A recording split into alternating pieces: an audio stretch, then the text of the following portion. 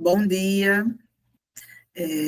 Primeiramente, gostaria de agradecer, né, a presença do Dr. Kleber, a disponibilidade de sempre em estar contribuindo para essas capacitações voltadas para assistência, nesse caso, no caso de hoje, com foco em dengue. Né? Então, gostaria de agradecer também à Escola de Saúde Pública por ser esse agente que apoia e que vai estar gravando hoje essa aula tão rica e vai deixar disponível no YouTube para posteriores acessos.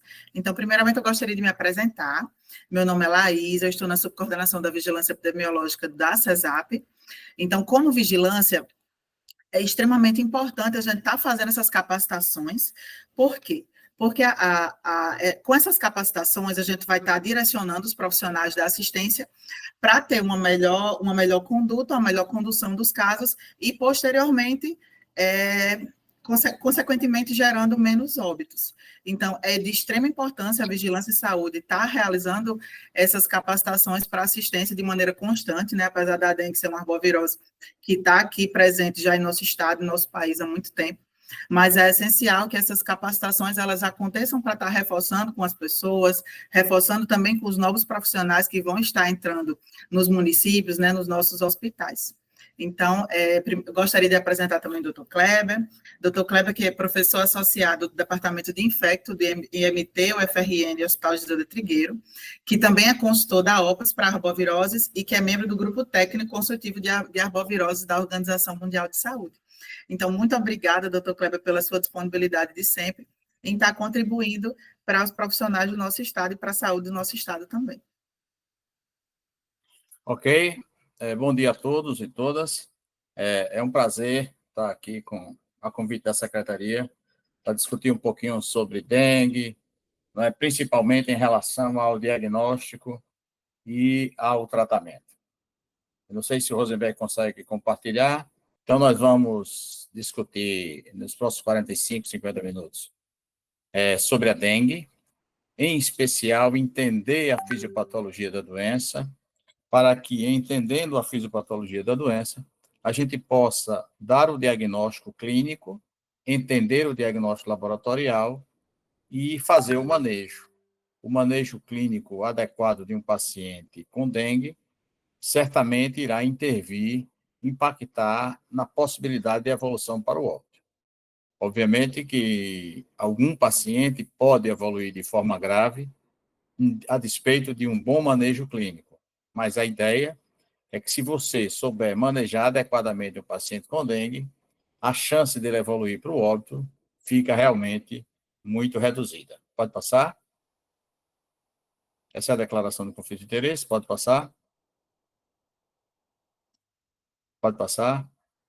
Então, a gente tem epidemias de dengue no Brasil desde os anos 80. Obviamente que a dengue é uma doença mais antiga, a medicina registra século XIX, século XVIII, já a existência dessa doença dengue, embora a gente não saiba exatamente se tudo era dengue ou se nesse bolo da dengue estava presente também casos de chikungunya, e outras arboviroses.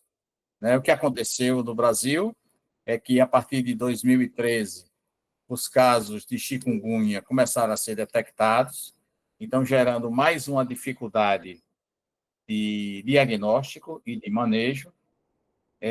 O Paraguai, no ano de 23, registrou epidemias de chikungunya. No Brasil, no sudeste do Brasil, no ano de 23, também teve surtos de chikungunya, o que gera uma complicação para o diagnóstico. Em 2014, houve a introdução do vírus Zika no nosso país e a Zika continua com casos esporádicos. Há ainda o registro de casos de febre amarela. Esse ano, o vírus da febre amarela voltou a afetar os humanos. Né? Nós vivemos uma epidemia do vírus Oropouche e o maiaro segue sendo detectado.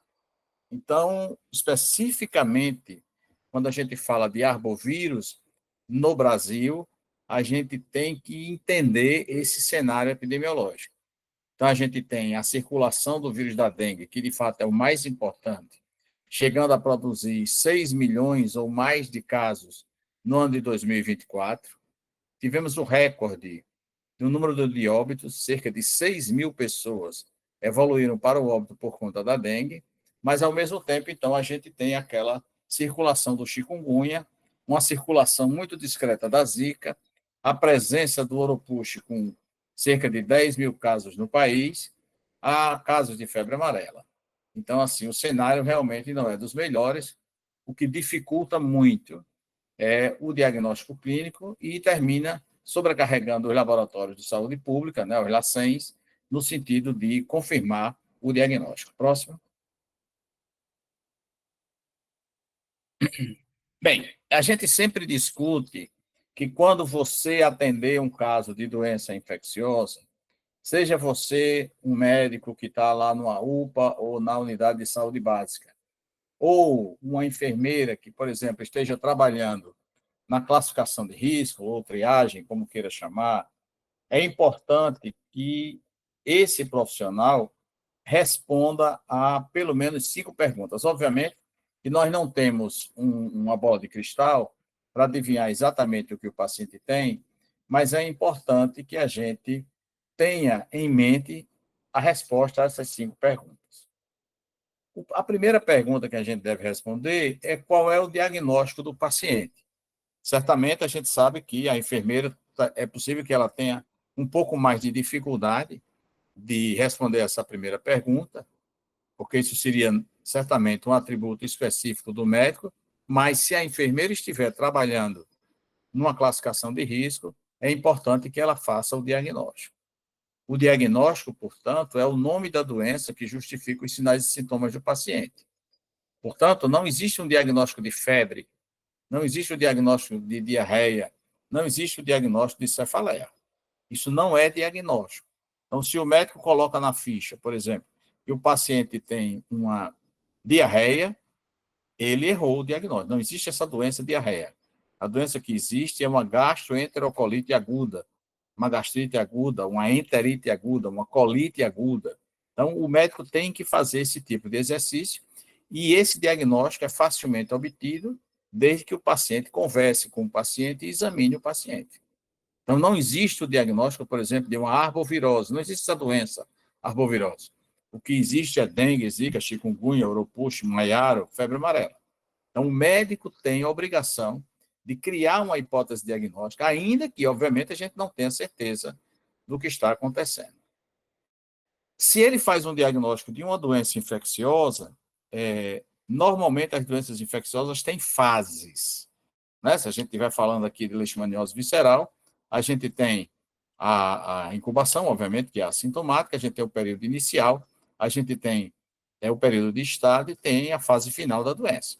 Então, se a gente estiver falando de dengue, a gente vai ter que entender em que fase o paciente se encontra. Se ele está na fase febril, se ele está na fase crítica ou se está na fase de recuperação. Toda doença infecciosa tem fase. Algumas podem ter só uma fase. A leptospirose tem uma fase septicêmica, né, e uma fase imune. Na fase imune, o paciente faz as manifestações de icterícia e de sangramento. Na fase septicêmica, ele vai fazer aquele quadro, por exemplo, de uma meningite linfomonocitária. Então, a fase da doença é importante que seja determinada pelo médico. A terceira pergunta é qual a classificação do caso? Classificar um caso é fazer um julgamento da gravidade dessa doença. Né? Uma mesma doença pode ser leve em um paciente, pode ser moderada em outro e pode ser grave num terceiro. Então, entender a gravidade significa avaliar o risco que esse paciente tem de evoluir para uma forma, né, muito grave, por exemplo, e evoluir para a morte. Então, quando a gente tem um paciente com sepsis, por exemplo, eu posso dizer que ele está com sepsis, eu posso dizer que esse paciente ele está com choque séptico, e eu posso dizer que esse paciente tem um choque séptico refratário. Então, isso modifica completamente o nível de entendimento da gravidade e, consequentemente, do tratamento. Depois de entender a classificação do caso, a gente precisa saber se esse paciente tem alguma comorbidade. O que é a comorbidade? A comorbidade é uma doença que esse paciente tem, em geral, uma doença crônica, e que está lá podendo evoluir para uma descompensação. Então, a comorbidade pode ser, por exemplo, um diabetes, a comorbidade pode ser uma insuficiência cardíaca, a comorbidade pode ser uma hipertensão arterial sistêmica. Então, aquele paciente tem uma insuficiência cardíaca grau 1, e quando ele se infecta com o vírus da dengue, essa insuficiência cardíaca evolui para grau 2, 3. Então, ele morre, por exemplo, por uma descompensação da doença de base. Uma vez respondidas essas 4 perguntas, a gente vai ter que entender qual é a categoria de intervenção. A categoria de intervenção é o que eu vou fazer do ponto de vista terapêutico para esse paciente. No caso da dengue, especificamente da dengue, o Brasil adota 4 grupos: o grupo A, o grupo B, o grupo C e o grupo D. Bem, a Organização Pan-Americana de Saúde usa A, B1, B2 e C. Bem, não importa exatamente como o seu município ou o seu país identifica a categoria de intervenção, mas é importante entender que cada paciente deverá receber um tratamento específico de acordo com as perguntas que você respondeu anteriormente. Né? O grupo A, em geral, é aquele grupo que a gente faz um tratamento ambulatorial. O grupo B é aquele grupo que a gente vai tratar sob supervisão. O grupo C e D deverão ser admitidos no ambiente hospitalar. E, em geral, o grupo D é um paciente que vai necessitar de uma atenção numa unidade de terapia intensiva. Então, isso é fundamental quando você estiver consultando um paciente suspeito de dengue, porque a gente não atende pacientes com dengue, a gente atende casos suspeitos de dengue, e, nesse sentido, a gente deverá responder essas perguntas para poder fazer a intervenção. O que é que a gente vê normalmente? O paciente chega, ele mesmo informa ao médico que está com dengue. Ah, doutor, eu acho que eu estou com dengue, porque eu estou com dor de cabeça, artralgia, mialgia, e o médico sai, então vá lá tomar um soro e não avalia o paciente. Então, se ele não faz uma avaliação detalhada, ele não consegue responder essas perguntas e, consequentemente, a intervenção vai ficar prejudicada. Pode passar? Então, essas são as fases da dengue, de uma forma simples, né? Um diagrama bem simples, fácil da gente entender. Então, existe uma fase inicial, que é conhecida como a fase febril. Depois, essa fase febril pode ou não evoluir para uma fase crítica, e em evoluindo para a fase crítica, vai haver uma fase de recuperação. O que é a fase febril, propriamente dita? A fase febril se caracteriza predominantemente, obviamente, pela presença da febre, e ela corresponde ao processo, ao período de viremia. Então, esse paciente está virêmico, essa viremia é uma forma mais fortemente estabelecida nos primeiros 3 dias, mas pode se estender até o 5º dia. E essa é a razão pela qual, diante de um caso suspeito de dengue, ao fazer a solicitação de um exame para confirmar o diagnóstico, a gente deve sempre fazer a coleta do sangue e solicitar o teste molecular, o RT-PCR, para o vírus da dengue. Então, esse exame, por isso que ele é feito até o 5º dia. Por quê? Porque corresponde àquela fase de viremia que o paciente tem. Né? Nesse momento, ele vai ter febre alta, ele vai ter artralgia, vai ter mialgia, uma cefaleia retroorbitária, né? Pode ter o rash, bem, todos aqueles sinais clássicos de uma dengue. Nesse momento da febre alta e nesse momento da viremia, o que é que o paciente pode apresentar? Se ele for, por exemplo, uma criança do grupo pediátrico, a febre persistente, essa febre alta, certamente pode gerar, inclusive pela recusa alimentar da criança, um grau de desidratação. Então, o foco, né, que a gente vai ter que ter no paciente na fase febril, em geral, é observar, checar se esse paciente está hidratado.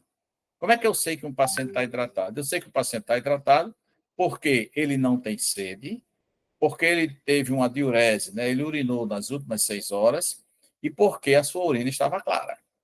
Então, todo paciente, obviamente, se ele não tem sede, se ele urinou nas últimas 6 horas e se essa urina estava clara, por princípio, esse paciente está desidratado. Então, qualquer paciente que chegue suspeito de dengue, com febre, e ele diz, doutor, eu estou com sede, esse paciente está desidratado. Obviamente que outras avaliações são necessárias para saber o grau de desidratação que esse paciente tenha. Outro aspecto importante nessa fase da viremia, nessa fase febril, é que, por exemplo, um idoso, né, alguém com 65, 70 anos, pode apresentar um rebaixamento do nível de consciência também pela desidratação ou por um distúrbio hidroeletrolítico. Então, a hiponatremia que esse paciente tenha pode fazer com que ele chegue na UPA realmente confuso, com rebaixamento do nível de consciência, e ele, mais uma vez, vai necessitar ser tratado com líquidos por via oral ou por via venosa. Obviamente, se ele tiver rebaixamento do nível de consciência, ele deverá receber líquidos por via venosa. No grupo pediátrico, o que pode acontecer em virtude da febre alta e de um distúrbio hidroeletrolítico, essa criança pode, por exemplo, fazer uma crise convulsiva, que vai ser tratado como crise convulsiva, mas também é importante que você faça a reidratação desse paciente. Normalmente, essa fase febril, então, ela vai durar cerca de 3 até 5 dias, podendo se estender até 7 dias. Todavia, em alguns pacientes, o que vai acontecer é que em torno do terceiro, quarto dia, haverá uma queda da temperatura, que caracteriza a defervescência da febre, ou seja, aquela criança estava com 39, 40 e agora ela está com 38, 37,8. Isso é uma defervescência da febre. Toda doença infecciosa, quando apresenta a defervescência da febre, deverá melhorar os seus sinais e sintomas. Então, se durante a defervescência da febre, ou seja, quando a temperatura cair, se o paciente apresentar outros sinais e sintomas, em especial vômitos incoercíveis, letargia, uma hipotermia, uma dor abdominal referida pelo paciente ou detectada pelo exame clínico, ou ainda um dado laboratorial que seria a elevação do hematócrito, esses marcadores clínicos são marcadores que a gente vai identificar isso como sinal de alarme. Então, ao surgir esses marcadores clínicos em um paciente que está evoluindo com diminuição da temperatura, esse paciente, portanto, entrou na fase crítica. E o que acontece na fase crítica é que há um risco desse paciente evoluir com um choque, ou seja, diminuição da pressão arterial, nas próximas 12 a 36 horas. Então, por isso que, quando eu identifico a fase, isso faz toda a diferença. Toda doença infecciosa, vamos repetir, ao ter a temperatura controlada, ao desaparecer ou diminuir a febre, o paciente tem que apresentar amplos sinais de melhora. Se ele apresenta sinais clínicos de persistência da doença ou até mesmo de piora, se for dengue, esse paciente está entrando na fase crítica e poderá evoluir para choque. O problema é que, quando diminui a temperatura, habitualmente as pessoas não voltam ao serviço de saúde e a mãe não vai levar seu filho porque a febre passou.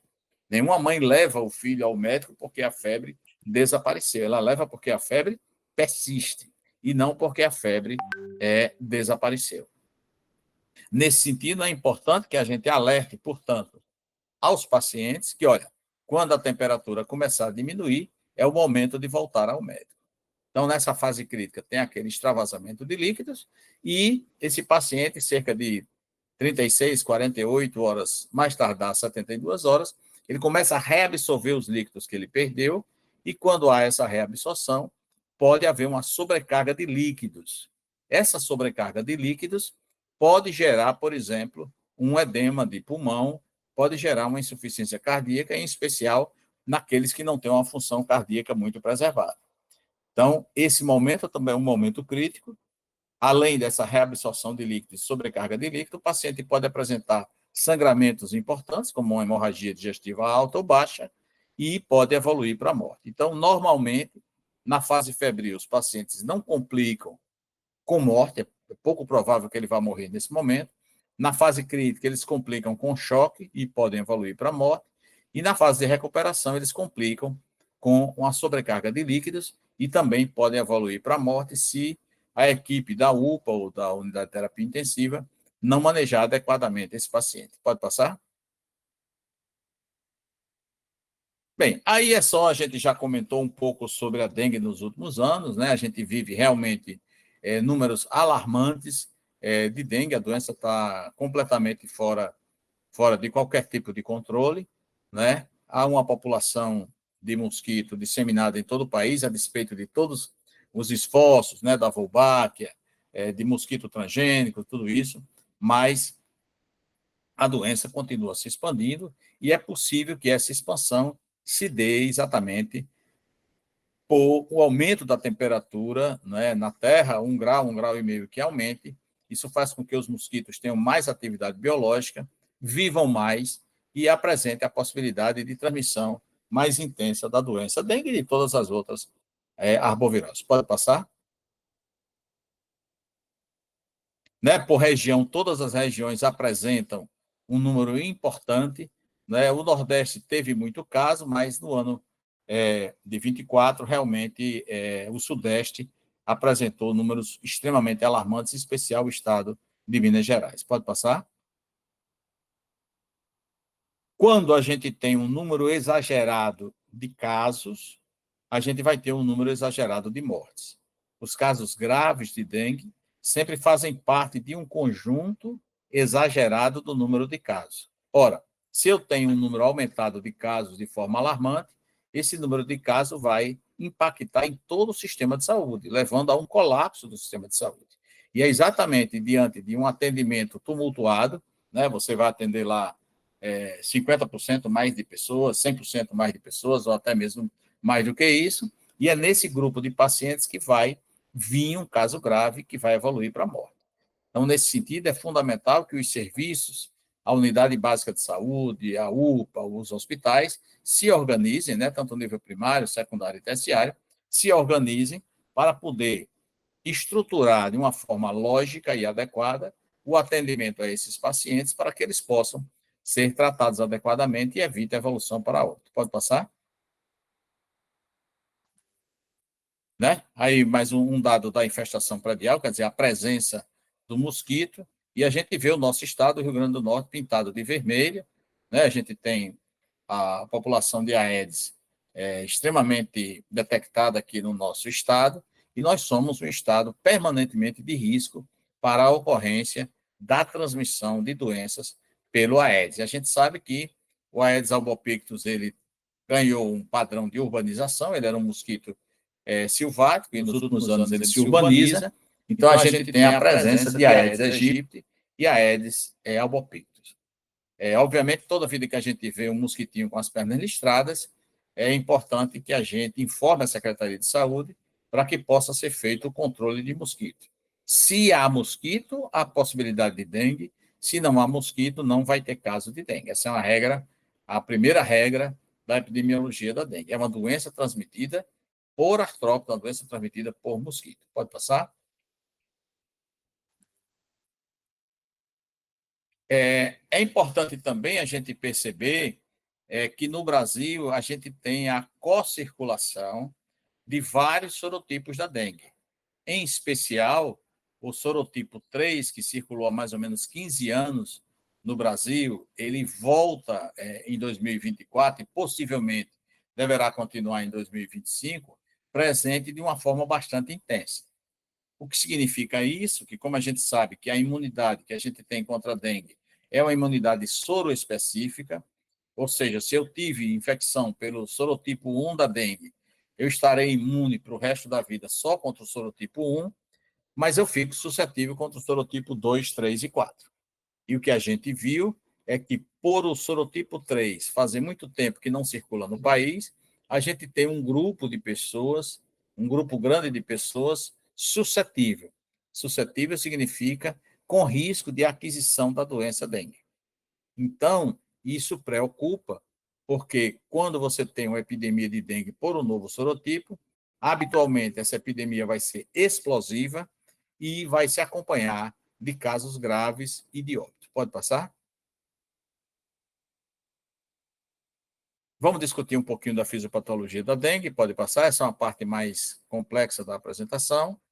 Pode passar?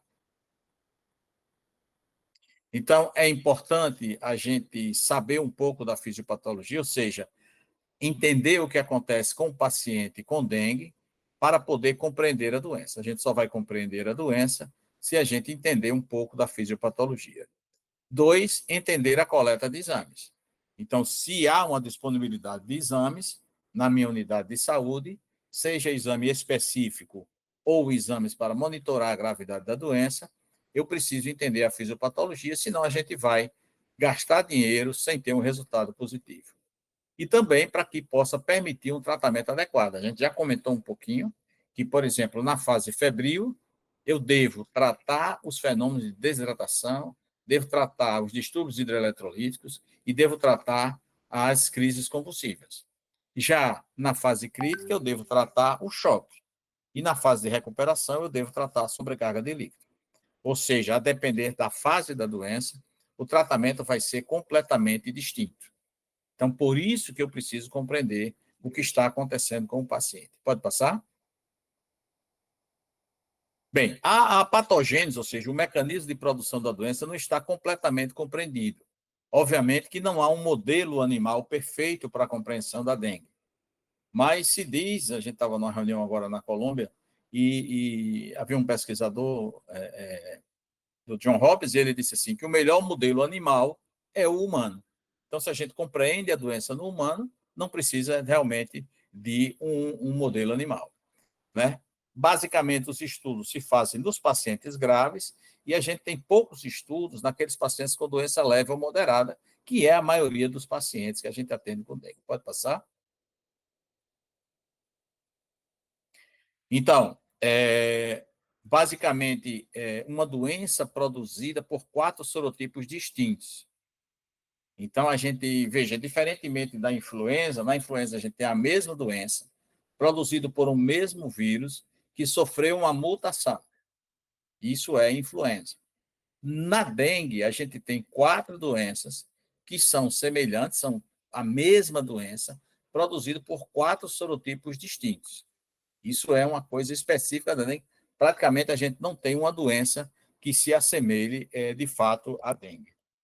E aí, obviamente, que há fatores do hospedeiro, como a gente já comentou, a questão da comorbidade, há fatores do ambiente, né? Do ambiente por quê? Porque um ambiente não controlado, a gente vai ter uma grande população do vetor, do mosquito, e um grande número de casos.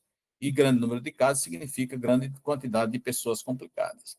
E até do agente infeccioso. Não que haja um sorotipo mais grave, mas é possível que a sequência de infecção 1-2, 3-2, seja uma sequência um pouco mais grave do que uma sequência 2-1.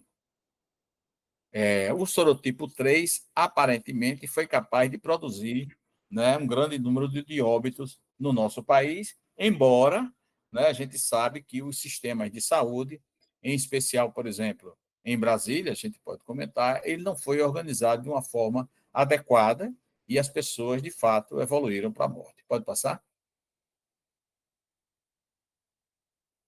Então, especificamente do vírus, né, ele pertence à família Flavivírus, é uma família grande, vamos dizer assim, né? O Zika é um flavivírus, febre amarela é um flavivírus, o que gera uma complicação da possibilidade de cruzamento da sorologia IgM. Então, só essa informação já vai indicar para a gente a dificuldade de fechar um caso de dengue, em especial de óbito, com uma IgM positiva. Por quê? Porque essa IgM pode ser reativada em virtude da grande co-circulação dos flavivírus. Então, a gente tem febre amarela, a gente tem Zika, a gente tem sorotipo 1, 2, 3 e 4 da dengue, e a gente tem a vacina da febre amarela, que é um vírus da febre amarela geneticamente modificado. Então, essa convivência frequente da nossa população com os flavivírus faz com que as sorologias sejam perturbadas no sentido de confirmar a doença. É um vírus RNA, portanto, ele pode sofrer mutações, pequenas mutações de uma forma frequente, né? Ele infecta vários tipos de célula, ele entra no citoplasma, começa a sua replicação viral e vai formar os vírions. O que são os vírions? Os vírios são vírus jovens, formas jovens do vírus. E essas formas jovens têm um menor impacto na produção dos anticorpos. Então, os anticorpos, eles não têm a capacidade de neutralizar esses vírios, e como não neutraliza esses vírios entram no processo de replicação, gerando uma alta carga viral. E a gente sabe que, regra geral, em doença infecciosa, muito agente infeccioso geralmente está relacionada a uma doença mais grave. Então, uma viremia mais alta, possibilidade de doença mais grave. Pode passar? O ciclo da dengue, todo mundo já conhece, existe um período de incubação extrínseco que se passa no Aedes, esse Aedes vai fazer o repártito sanguíneo no humano, né? Então ele vai infectar o humano, lembrando que a fêmea do Aedes é uma fêmea ávida por sangue, ela faz várias picadas em um dia, isso significa, portanto, que ela pode contaminar vários humanos numa casa ou numa rua, de uma forma muito rápida. E é isso que justifica, muitas vezes, você ter um surto dentro de uma casa. 4 ou 5 pessoas, todo mundo adoece num período muito curto, porque a fêmea do mosquito, uma fêmea só, pode infectar várias pessoas. Habitualmente, o período de incubação é de 4 a 7 dias, um período bastante curto, e se diz que mais de 15 dias você pode excluir a dengue. Um paciente que saiu da zona de transmissão há mais de 15 dias, ele não teria dengue. Então, sempre essa fêmea, uma vez que tenha picado o humano infectado, ela se contamina e por toda a vida ela vai estar contaminada e contaminando pessoas. Pode passar? É um sistema, esse diagrama fala um pouquinho da replicação viral, não é? É um vírus RNA, ele internaliza dentro da célula, pode passar. Aí um pouco das proteínas virais, eu gostaria de chamar a atenção só para a NS1, não é? A NS1 é aquela, naqueles testes rápidos a gente detecta o NS1, ela é uma proteína sintetizada de uma forma exagerada, não é? E a NS1, na prática, ela pode ser entendida como sendo uma toxina viral. E é ela que vai ser capaz de produzir a vasculopatia e o dano orgânico. Basicamente, é essa proteína que é a responsável pela patogenia e, portanto, pelo início da fisiopatologia da doença dengue. As outras proteínas não estruturais estão presentes, mas têm um menor papel no entendimento da patogenia da doença. Pode passar?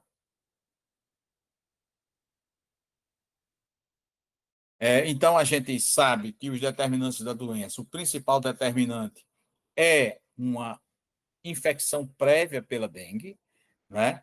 E aí a gente vai ter que se deter um pouquinho aí nessa primeira coluna da esquerda, aonde o que é que vai acontecer?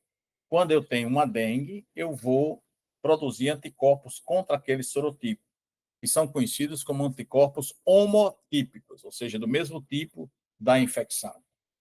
Passado um período de 1 ano, 2 anos, quando eu for picado por uma fêmea, por exemplo, com o sorotipo 3, o que é que vai acontecer? Ao invés de eu formar anticorpos homotípicos, ou seja, contra o sorotipo 3, eu vou produzir anticorpos contra o sorotipo anterior.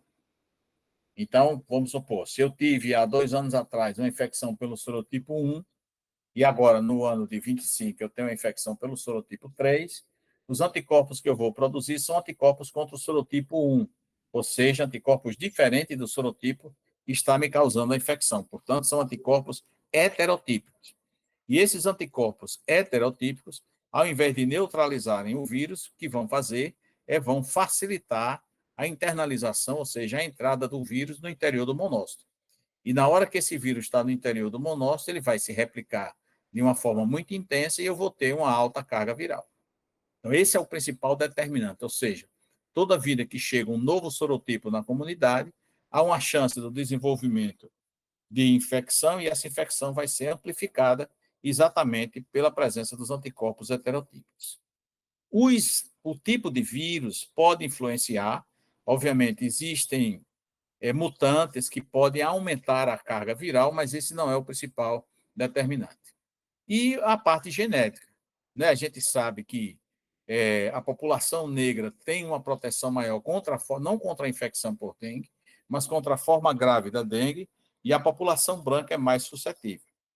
E no Rio Grande do Norte, obviamente, a gente tem a presença da população negra, mas ela não é tão presente como, por exemplo, no estado da Bahia ou em Pernambuco.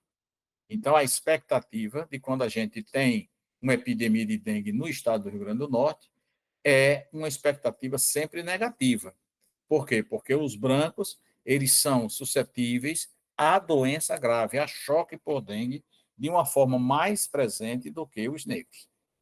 E isso é, de fato, um agravante específico aqui para a nossa região.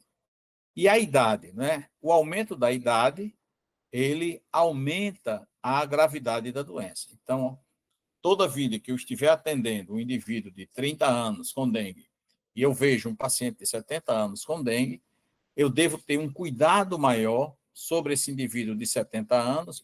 Por quê? Porque uma idade avançada pode gerar uma doença mais grave. Isso é um fator intrínseco do hospedeiro. A mesma coisa, não é?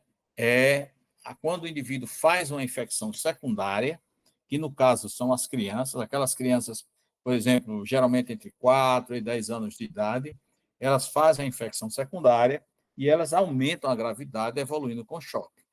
Então, veja, toda vida que a gente tiver crianças, jovens não, crianças, e adultos acima de 65 anos ou 60 anos, a abordagem a esse paciente deve ser uma abordagem diferente do que quando eu estiver atendendo, por exemplo, um jovem de 20 anos com dengue. Pode passar? Pode passar?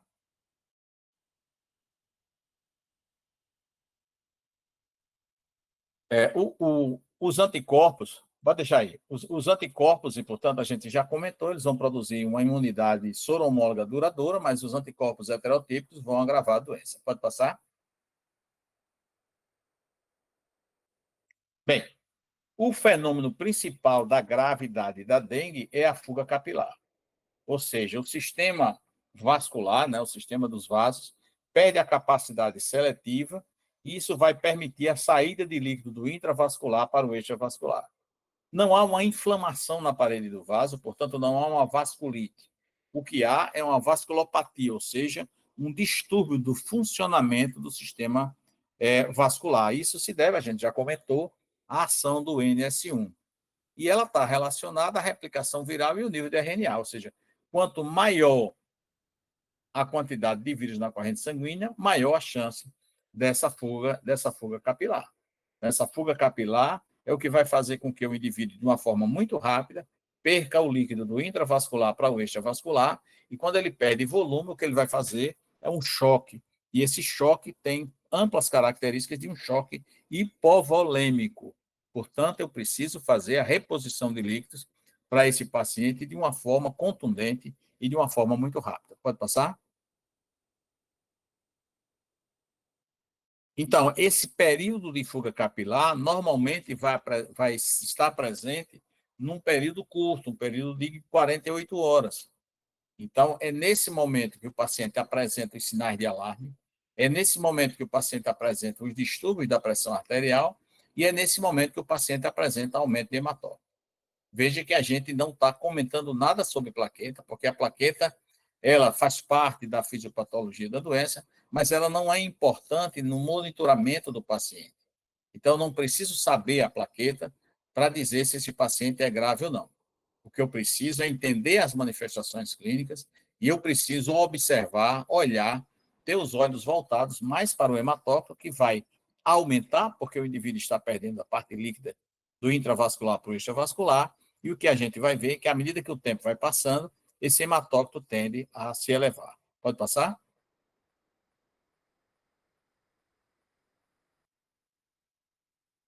Esse é um pouco também da patogênese da doença, e só lembrando o papel do NS1, tanto na fuga capilar, mas também o papel das citocinas pró-inflamatórias no dano orgânico. Então, o paciente pode fazer uma forma grave da dengue, seja pela fuga capilar com choque, seja pelo dano orgânico, ou seja, porque ele desenvolveu uma miocardite, uma insuficiência renal, uma falência hepática, né? Qualquer órgão pode ser comprometido, principalmente fígado, rim e coração, e nesse sentido o paciente também vai desenvolver uma forma grave, podendo evoluir para o óbito. Pode passar? Isso também é um entendimento da patogênese, a gente já comentou isso, pode passar, próximo.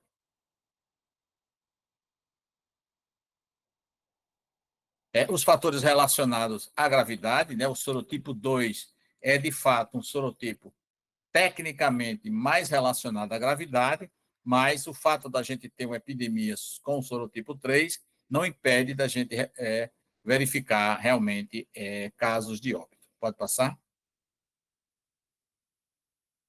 Então, o curso da doença, basicamente, vai ser esse diagrama.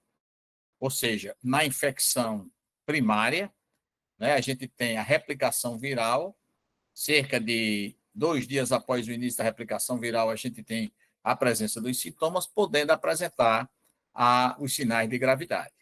Na infecção secundária, além do papel dos anticorpos heterotípicos, a gente tem também a ativação dos linfócitos T.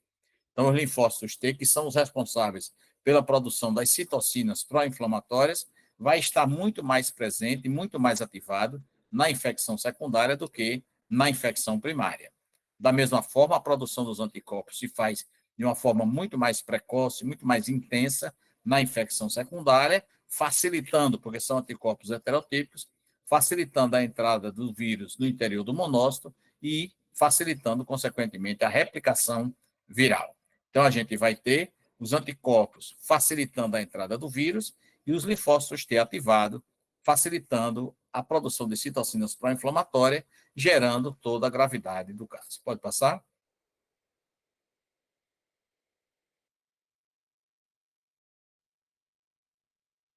Esses são uma sequência de eventos, né? O vírus é inoculado da pele e muito rapidamente ele é detectado nos linfonodos satélites e a partir dali ele vai sofrer um processo de disseminação, ou seja, uma viremia. Pode passar?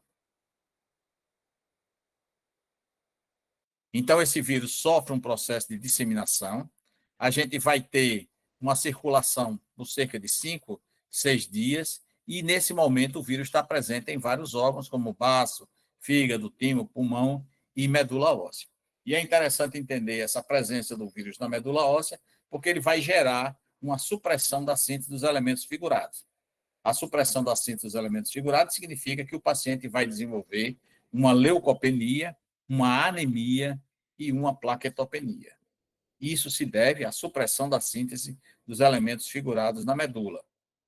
Obviamente, se o paciente deveria desenvolver uma anemia e ele começa a desenvolver um aumento do hematócrito, esse paciente, para que desenvolva isso, ele tem que estar apresentando a fuga capilar. Pode passar? Então, esse indivíduo inicia uma resposta imune, né, com a produção de anticorpos e de citocinas, e isso aí vai gerar o clareamento viral, ou seja, vai controlar a viremia e o paciente vai ficar bom. Todavia, essas citocinas podem ter um papel na patogênese e na gravidade do doente. Pode passar?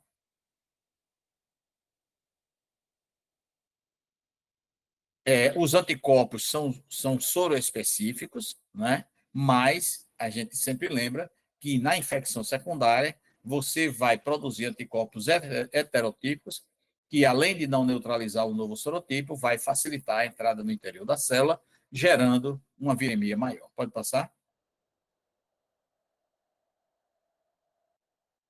Próximo. Pode passar? Então, essa ativação dos linfócitos, né?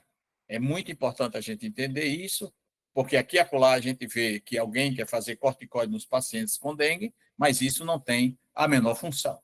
Então, essa ativação linfocitária também vai ajudar na gravidade do paciente. Pode passar? Então, a infecção secundária, por princípio, é mais grave. Como é que a gente sabe disso? Ora, se eu estou atendendo uma criança com 5, 6 anos de idade com dengue, a chance dessa criança ter uma infecção secundária pelo vírus da dengue é bastante alta. Por quê? Porque a gente sempre tem casos de dengue no Rio Grande do Norte. Então, quase não existe praticamente a possibilidade da gente não ter um ano com registro de casos. Isso não existe desde os anos 90. Então, a nossa população está sempre se infectando ou sempre se reinfectando. Então, é melhor a gente, quando atender um caso suspeito de dengue, entender que essa criança ou esse adulto está sempre tendo uma infecção secundária. Exceto se a gente atender aqui um alemão que acabou de chegar no Rio Grande do Norte, ele vai ter uma infecção primária. Pode passar? A gente já comentou, né, a amplificação da doença pela presença dos anticorpos, pode passar.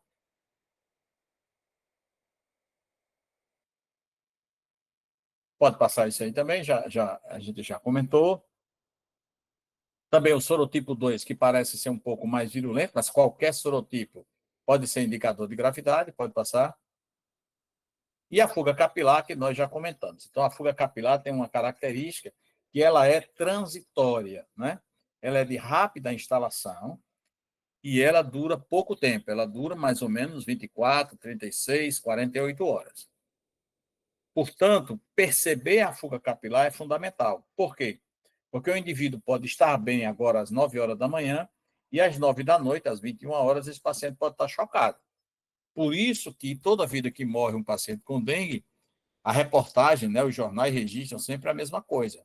E agora com as redes sociais, sempre, mas eu levei meu filho para o hospital, para a UPA, e o médico disse que ele estava bem, que estava com dengue, e quando foi à noite, meu filho teve uma queda de pressão e morreu. É exatamente isso. Então, para evitar esse tipo de situação, a gente deve sempre focar no diagnóstico clínico e na percepção dos sinais de alarme, porque são os sinais de alarme que predizem que esse paciente vai ter a fuga capilar. A fuga capilar é uma tempestade, né? E uma tempestade sempre vai gerar um dano e sempre pode gerar mortes. Mas há como a gente evitar isso aí. Pode passar?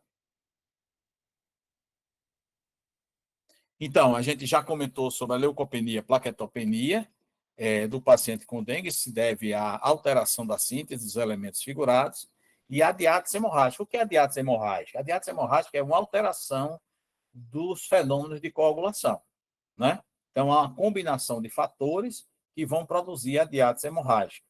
Que a diátese hemorrágica não vai ser só plaquetopenia, mas uma incapacidade do endotélio de produzir, né, de coagular o sangue, e isso, nos casos graves, vai permitir que o paciente apresente sangramento. A presença do sangramento pode estar numa fase crítica, mas normalmente é possível perceber os sangramentos muito mais na fase de recuperação também. Então, na hora que o paciente sai do choque, ele pode ter um sangramento digestivo não exteriorizado. Isso pode levar, por exemplo, a uma queda rápida do hematócrito com um choque hemorrágico.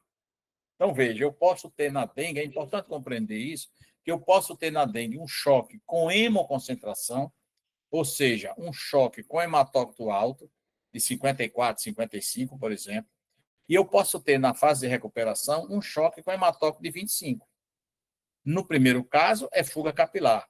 No segundo caso, são fenômenos secundários à diátese hemorrágica. Então, repetindo, a diátese hemorrágica são os alargamentos, a alteração para mais dos testes de coagulação.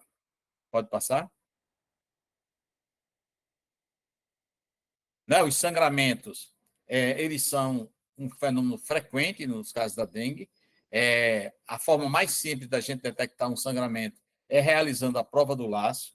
Eu, particularmente, acho importante realizar a prova do laço, não para dizer que é dengue ou não é dengue, mas em sendo dengue, que esse paciente tem um sangramento induzido, e esse paciente tem que ser visto diferente de um paciente com prova do laço negativa. Pode passar?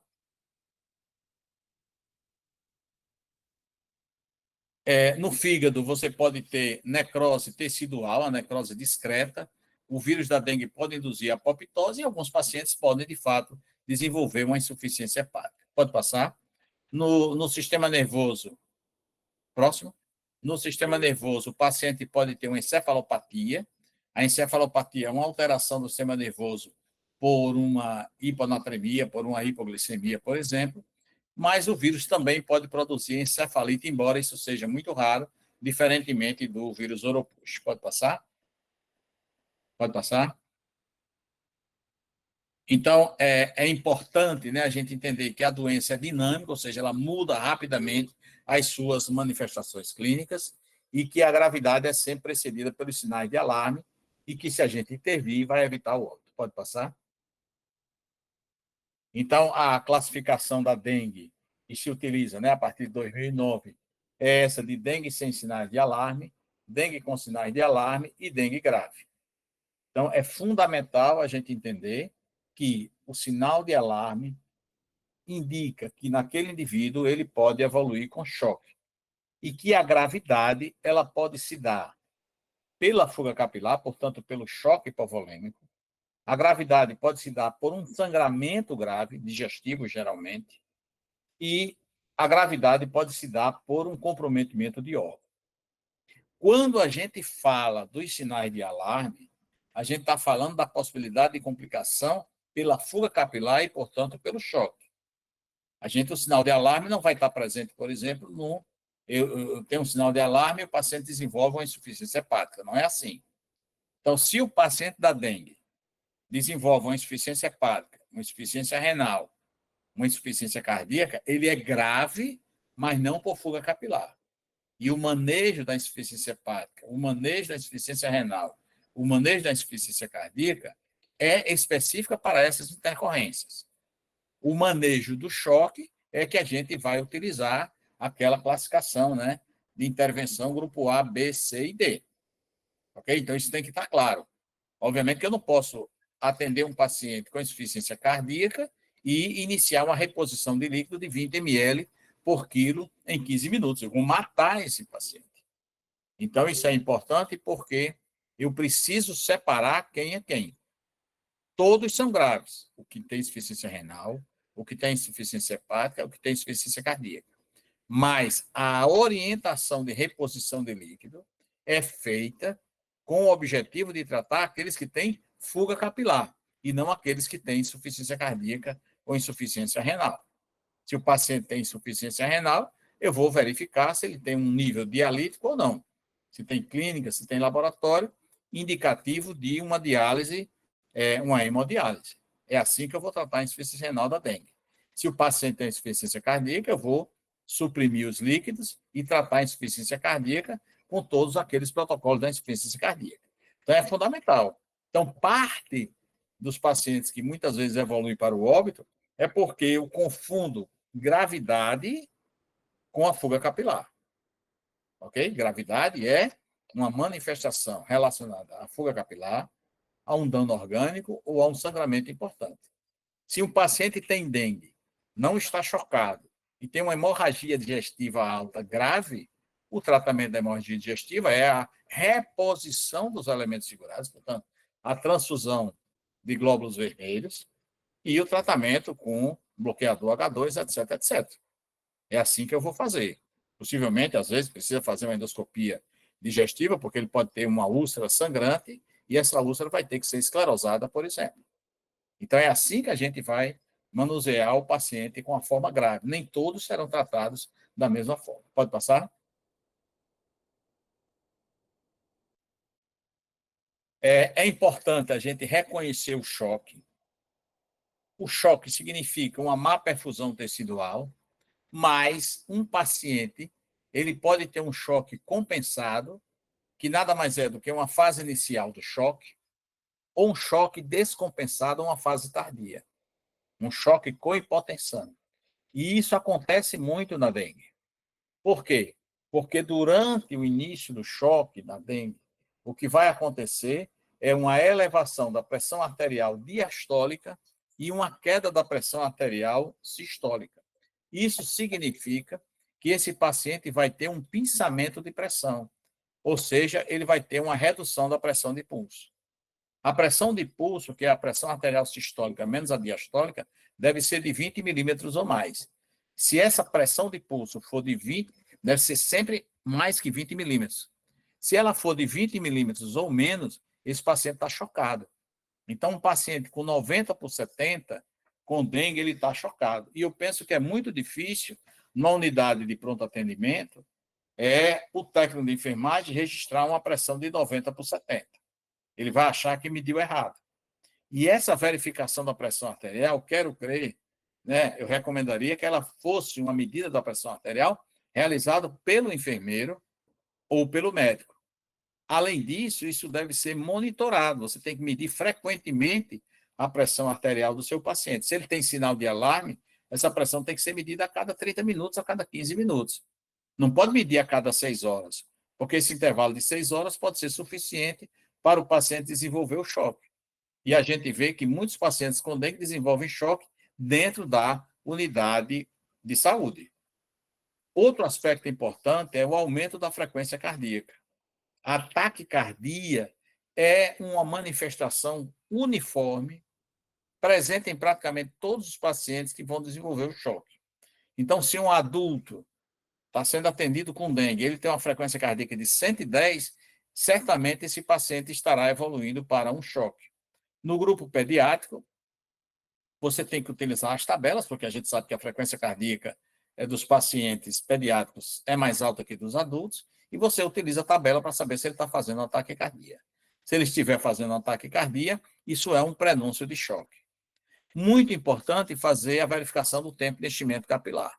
O tempo de enchimento capilar deve ser inferior a 3 segundos, ou seja, 2 segundos. Então, se o tempo de enchimento capilar está acima de 2 segundos, esse tempo de enchimento capilar está retardado, está prolongado e, portanto, é um indicativo de choque. Então, o choque da dengue na fase inicial se caracteriza por um ataque cardíaco, por extremidades frias, um pulso, filiforme, um pulso fino, e um aumento do tempo de enchimento capilar e uma diminuição da pressão de pulso. No choque plenamente manifesto, choque já com hipotensão na infecção tardia, aí o paciente já apresenta francos sinais de gravidade. Em geral, nesse momento, é mais difícil tratar o choque e possivelmente esse paciente vai evoluir para o óbito. Pode passar? Então, a gente já comentou, portanto, o choque da dengue vai gerar uma hipoperfusão orgânica e esse paciente, durante o choque, se ele não for tratado, ele começa a ter um dano orgânico e aí começa a ter falência hepática, falência renal e falência cardíaca e vai entrar na coagulação intravascular disseminada, apresentando os fenômenos de sangramento. Então, quando a gente vê aquele sangramento no paciente com dengue, em geral, aqui é uma manifestação tardia do choque. Pode passar? O acometimento cardíaco pode acontecer com miocardite e pericardite e ser específico daquele paciente, independente do choque, e marca uma gravidade, e, obviamente, o paciente pode desenvolver um choque cardiogênico, que vai ser tratado como todo choque cardiogênico. Pode passar? Na fase de recuperação, o que vai acontecer a fase de recuperação, bem, acho que o slide está um pouco corrompido. A fase de recuperação é a reabsorção dos líquidos, não é? A reabsorção dos líquidos, podendo gerar um edema pulmonar. Nesse caso, o que vai acontecer é que o hematócrito vai cair, esse hematócrito cai e o paciente tem um sofrimento respiratório. Então, quando ele tem esse sofrimento respiratório, ele vai estar fazendo um edema pulmonar. Então, ele melhora, mas, de fato, esse paciente pode desenvolver uma hiperidratação. O ideal é que na fase de recuperação, que se caracteriza por um aumento das plaquetas, o paciente tenha uma melhora progressiva. Pode passar? Na criança, né? A criança pode ter somente manifestação de febre, de irritabilidade, mas é fundamental que se veja a dor abdominal, porque a dor abdominal vai ser um marcador de sinal de alarme para esses pacientes. Então, uma criança em especial, uma criança até 1 ano de idade, se é uma criança que tem febre, né? Basta a presença da febre. Se, ao fazer o exame clínico, a gente não consegue reconhecer um outro foco, não é uma faringoamidalite, não é uma gastroenterite aguda, esse paciente tem que ser tratado como dengue, em virtude da epidemiologia da nossa região. Pode passar? A presença de choro persistente, de irritabilidade, isso pode ser um marcador de gravidade maior nessas crianças. Pode passar? Na grávida, basicamente, as manifestações clínicas são as mesmas, todavia é muito difícil, muitas vezes, fazer o diferencial entre a dor abdominal da dengue, especificamente, como sendo um sinal de alarme, e a dor abdominal das complicações de uma gravidez normal, né? Então, a gente precisa fazer o diferencial se aquela senhora, aquela mulher está abortando, por exemplo, ou se está entrando em trabalho de parto. Né? A gente sabe que a dengue, em especial no terceiro trimestre, é indicativa de internação.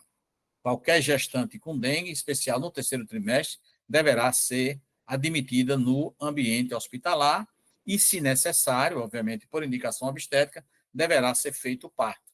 Mas o parto só poderá ser feito se a contagem de plaquetas estiver acima de 50 mil. Então, é uma das poucas situações onde você vai fazer transfusão de plaqueta para intervir cirurgicamente no paciente. Pode passar? É muito difícil, muitas vezes, a gente fazer o diagnóstico na gravidez, porque as grávidas, em geral, já têm um volume sanguíneo maior, elas têm um aumento da frequência cardíaca natural e tem uma diminuição da resistência vascular periférica. Essas mulheres podem ter um choque, e esse choque ser difícil de diagnosticar, porque elas podem fazer uma diminuição da resistência vascular periférica, e esse choque pode ser simplesmente por um sangramento ainda não percebido. Então, fica difícil a gente fazer o diferencial, e essa é a razão pela qual toda grávida deve ser admitida no hospital, em especial aquelas que estão no terceiro trimestre da gestação. Pode passar? O diagnóstico diferencial, eu gostaria de comentar principalmente o Oropouche. O Oropouche é uma doença febril, que se caracteriza por uma cefaleia intensa, uma cefaleia que o paciente diz, nunca tive uma dor de cabeça dessa, uma cefaleia mais intensa do que a cefaleia da dengue, e uma outra característica, portanto, as crianças têm manifestação digestiva, e outra característica importante é a desautonomia. Então, o paciente pode desenvolver hipotensão arterial, hipertensão, pode desenvolver uma gastroparesia, um dor abdominal, pode desenvolver uma debilidade muito grande, né? Uma turvação visual. Então, essas manifestações do sistema nervoso, juntamente com uma dor lombar de forte intensidade, são marcadores de infecção pelo vírus Oropouche. A gente não tem uma circulação do vírus Oropouche aqui no Rio Grande do Norte, mas ele deverá vir, né? A transmissão se dá pelo maruim, que é aquele mosquito pequenininho, um pretinho, pequenininho, que quando a sua picada é bastante incomodativa e se você for para uma região geralmente associada à plantação de bananeiras e cacau, mas a gente não tem cacau no Rio Grande do Norte, até onde eu saiba, esse mosquito ele pica e realmente incomoda bastante. Então, ele pica geralmente no final da tarde, mas pode picar em qualquer momento, e a picada é dolorosa, diferente da picada do Aedes aegypti. Então, penso que o Oropouche é um diagnóstico diferencial importante, e é importante que a gente aprenda também a manejar essa doença. Pode passar? Então, claro, se a gente tem uma suspeita de dengue, né, o que é a suspeita de dengue? Alguém que preencha os critérios de dengue. Então, sempre tem que ter febre, uma febre que dura de 2 até 7 dias, né? Pode ter manifestação digestiva, um rache, mialgia, artralgia, uma dor de cabeça retroorbitária, uma prova do laço positivo ou a leucopenia. Se o paciente tem febre e mais 2 desses sintomas, é um caso suspeito de dengue. Na criança, qualquer criança febril, se o médico não consegue fechar o diagnóstico, é também um caso suspeito de dengue. E eu vou ver se esse paciente tem sinal de gravidade ou sinal de alarme. Se ele tem sinal de alarme, ele tem que ser classificado como grupo C. Se ele tem sinal de gravidade, ele tem que ser classificado como grupo D. Se ele não tem sinal de alarme ou de gravidade, eu vou ver se ele tem algum sangramento espontâneo, por exemplo, como um sangramento na pele, né? Porque se ele tiver epistaxe, a epistaxe é um sangramento de mucosa, portanto, é um sinal de alarme, é grupo C, mas se ele tem sangramento da pele induzido, uma prova do laço positiva, ou petecas nos membros inferiores, esse paciente é grupo B. E se ele não tem nenhum tipo de sangramento, ele não tem risco social, ele não tem nenhuma comorbidade, ele é grupo A. Então, o grupo A é aquele paciente que tem dengue, sem sinal de alarme, sem sinal de gravidade e sem sangramento espontâneo ou induzido pela prova do laço, mas também é grupo A, aqueles indivíduos que não têm risco social. Então, se a gente atende um paciente suspeito de dengue e ele mora na rua, né, ele vive numa condição de rua, esse paciente não é grupo A. Esse paciente é grupo B e o risco social nos pacientes com dengue são marcadores importantes para a gravidade. Então, a gente não trata, por exemplo, se eu atendo um paciente com um resfriado comum, se ele mora na rua, né, se ele vive em condição de rua, ele vai ser tratado igual aquele indivíduo que mora em casa. Mas se ele tem dengue, um morador de rua, ele deverá ser tratado de forma diferente do paciente que vive em casa, pela condição social. Então, é uma doença onde a gente usa a condição social para definir a categoria de intervenção. Então, a categoria de intervenção é o que eu vou fazer. Eu só posso fazer depois de classificar. Então, grupo A não é classificação. Grupo B, dengue, grupo B, não é isso. Dengue, sem sinais de alarme, sem risco social. Não está grávida, não é um idoso, não é uma criança pequena, portanto, ele é um dengue que vai ser tratado no grupo A. Ele pode ser grupo A de manhã e à noite ele ser grupo B, porque começou a apresentar um sangramento de pele. Então, os grupos correspondem não ao tipo da dengue. O grupo corresponde à categoria de intervenção. É o que eu vou fazer com o paciente, e não o tipo de dengue que a pessoa tem. A gente vê muito isso. Ah, dengue tipo C, dengue grupo C. Está errado. É dengue sem sinal de alarme, dengue com sinal de alarme, dengue grave ou dengue com risco. Esse risco pode ser a gravidez, esse risco pode ser um risco social. Então, esse aqui é a classificação da dengue. E a essa classificação, eu vou dar uma categoria de intervenção. Se eu tenho um paciente com dengue sem sangramento, mas ele tem 75 anos, ele nunca vai ser categoria de intervenção grupo A, ele vai começar da categoria de intervenção grupo B. Na hora que eu tenho uma dengue com a dor abdominal à palpação, não importa quem ele seja, a categoria de intervenção é grupo C. Na hora que eu tenho um dengue com um pinçamento de pressão, portanto, sinal de choque, não importa quem seja, esse paciente deverá receber a categoria de intervenção dele dado. Então, vou repetir, a gente vê muitos, né, quando está fazendo discussão de dengue, é um dengue grupo A, não é dengue grupo A. É dengue sem sinal de alarme, dengue com sinal de alarme e dengue grave. No grupo de dengue sem sinal de alarme, eu posso ter as categorias especiais. Gravidez, idoso, né? Pessoa com condição social prejudicada. Esse paciente vai receber a categoria de intervenção B. Então, isso tem que ficar claro na cabeça da gente. Pode passar? Confirmação laboratorial dos casos de dengue até o 5º dia de doença, a gente vai fazendo os testes de pesquisa do antígeno NS1 ou a RT-PCR. Portanto, quando eu atendo até o 5º dia, eu vou pedir o RT-PCR. Não adianta pedir a sorologia, porque essa sorologia deverá ser negativa, tá certo? Então, qualquer um desses testes, o RT-PCR, a pesquisa do antígeno, isolamento viral ou imunistoquímico nos casos fatais, vai confirmar a doença dengue no paciente. Pode passar? A partir do 6º dia de doença, o ideal é que a gente faça a sorologia, porque é o momento onde há a síntese dos anticorpos. Geralmente, o paciente com dengue ele vai consultar o sistema de saúde nos primeiros dias, porque ele está com febre alta. Então, nesse momento, a gente deve fazer o RT-PCR. Se por acaso perdeu essa oportunidade, a gente pode pedir a IgM a partir do 6º dia de doença, mas como a gente já comentou, há uma possibilidade de reação cruzada, porque a família flavivírus é uma família muito grande. Pode passar? Na infecção secundária, a IgM vai se produzir de uma forma mais rápida, mas, mais uma vez, eu posso ter falsos resultados e isso confundir o diagnóstico.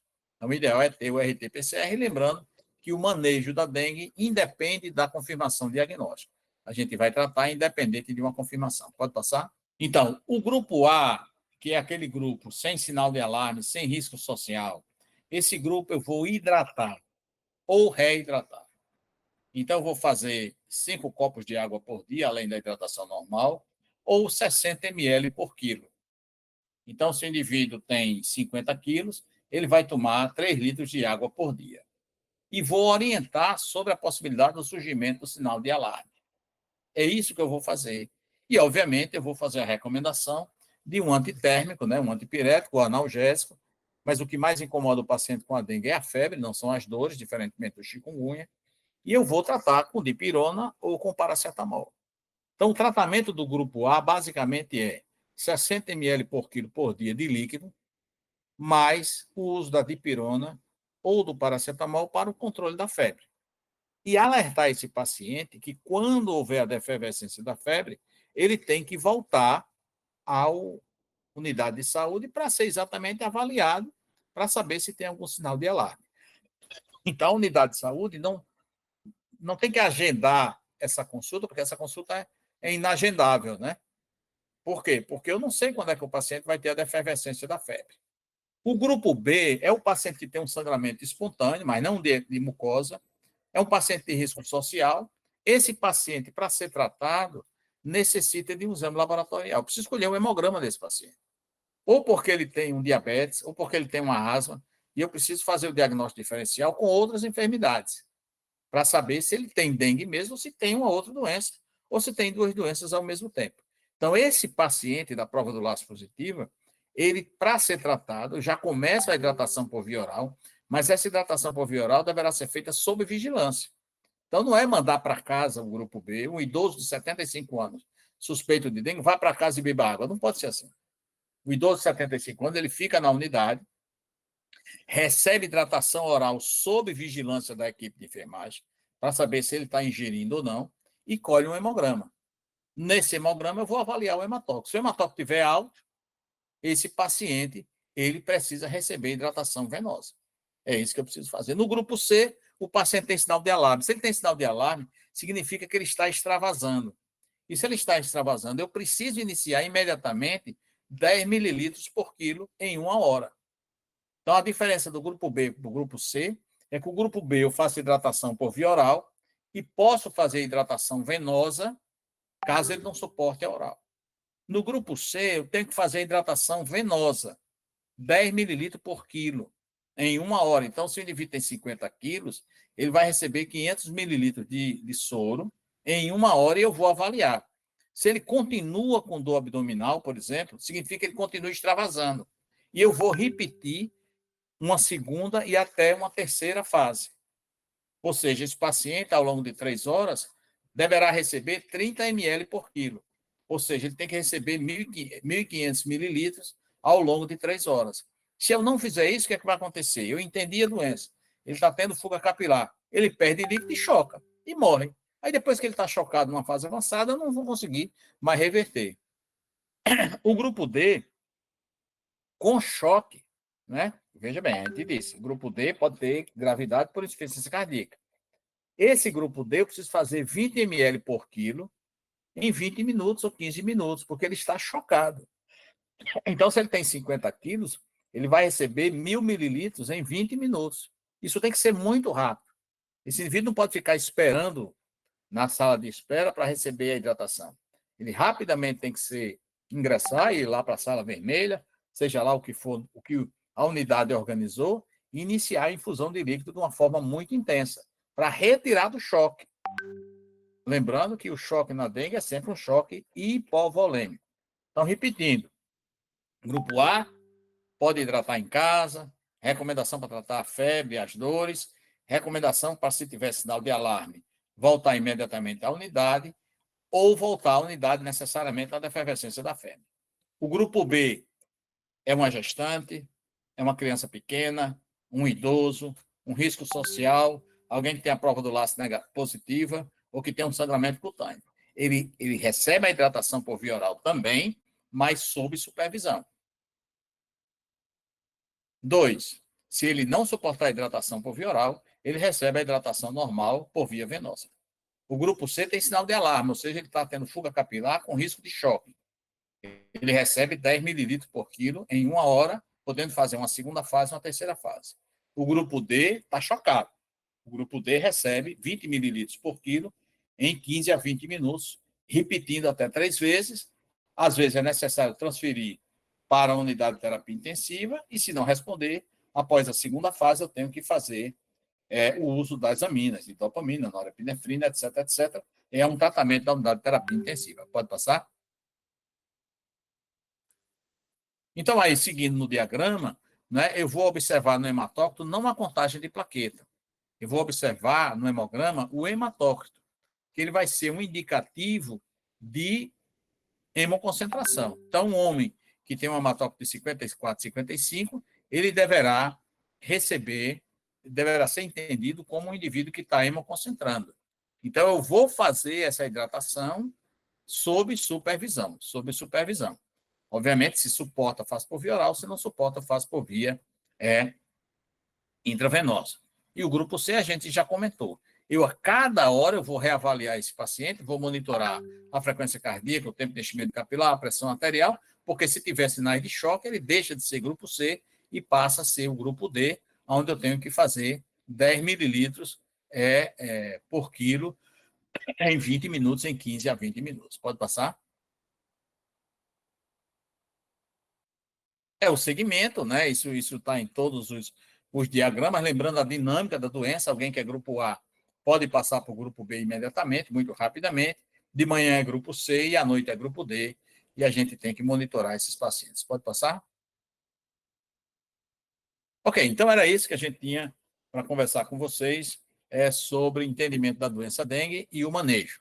Então, em resumo, entender o que é a doença, dizer que é dengue, entender em que fase está, classificar o caso, se é um dengue sem sinal de alarme, dengue com sinal de alarme ou dengue grave, entender se há comorbidade e identificar a categoria de intervenção. É relativamente simples o manejo da dengue e, uma vez feito isso, monitorar o paciente, porque ele pode, muitas vezes, desenvolver um choque ou, outras vezes, fazer a reabsorção de líquido que necessita mudar a conduta. Eu recomendaria a leitura dos manuais de dengue, né, do Brasil, da Organização Pan-Americana de Saúde, e isso ajuda bastante na compreensão da doença.